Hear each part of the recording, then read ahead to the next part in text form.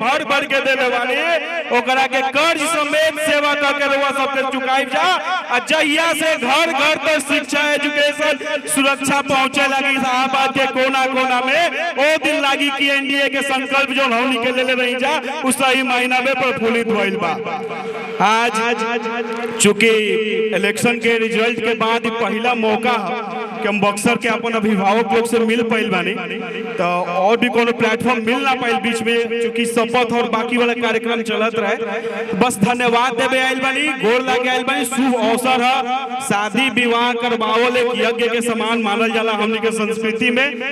शुभ अवसर पर रउआ सबके आशीर्वाद मिलल, एकरा खातिर विशेष रूप से आभार व्यक्त करतनी, आयोजक मंडली के आभार व्यक्त करतनी। साथ ही हमार छोट भाई है, चाचा कहेला लेकिन भतीजे लागी, भाइयों कह सकतनी कोनो बात नहीं के। हम जब चुनाव लड़त रही कहा केरला या गुजरात कहीं जात रह, रात के 12 बजे हमरा के फोन कैले कि चाचा राउर गाना रिकॉर्ड करके हम भेज देले बानी तो चुनाव में चलवा ले।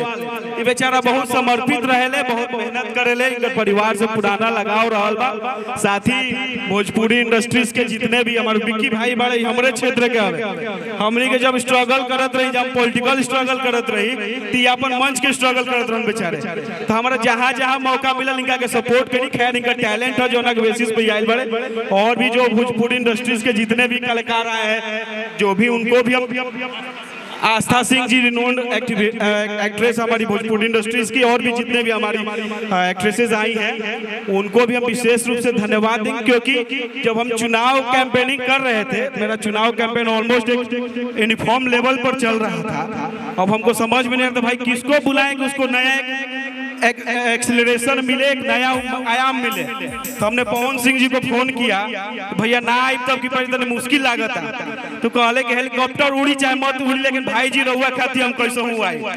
तो पटना में वो दिन मौसम खराब रहे, हेलीकॉप्टर उड़ ना पाइल रहे, उनका से हम बात करी थे, बेचारे सारा प्रोग्राम रद्द करके बाई रोड पटना से अले हमरा किया, बहुत ज्यादा समय भी दिहले।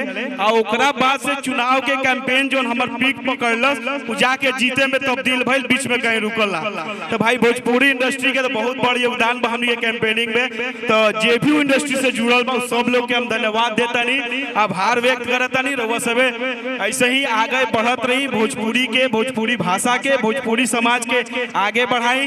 भोजपुरी हमनी के शाहबाद के कोर लैंग्वेज है, हमनी के हट के लैंग्वेज है। जब केहू से अपना भाषा में बतियावे नहीं जा तब लागेला कि दिल से दिल के कनेक्शन होता।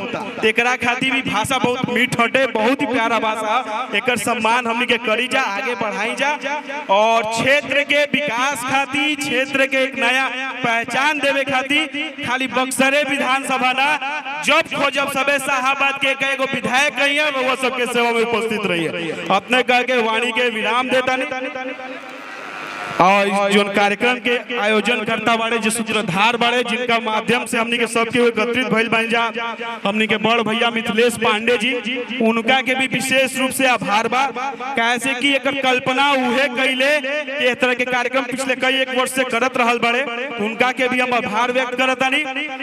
बस अपने कहब कि अपना घर के छोट लड़का, छोट बेटा जान के हमारा के खोजब, जब खोजब सबे हम दिन रात दोपहरिया जा उपस्थित रहो। सबके गोर लागतानी, प्रणाम करतानी, बहुत बहुत धन्यवाद। दिल से आभार।